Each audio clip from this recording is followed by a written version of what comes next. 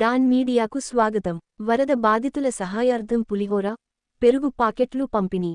Doctor YSR ఉద్యాన విశ్వవిద్యాలయం ఉపకులపతి డాక్టర్ కె గోపాల్ సూచనలతో వెంకటరామన్నగూడెం ఉద్యాన కళాశాల ఎన్ఎస్ఎస్ విద్యార్థులు, అధ్యాపకులు కలిసి వరద బాధితుల సహాయార్థం పులిహోర, పెరుగు పాకెట్స్ సిద్ధం చేసి తాడేపల్లిగూడెం ఎంఆర్ఓ ద్వారా వరద బాధిత ప్రాంతాలకు పంపించారు. ఈ సందర్భంగా ఉపకులపతి డాక్టర్ కె గోపాల్ విద్యార్థులను, అధ్యాపకులను అభినందించారు.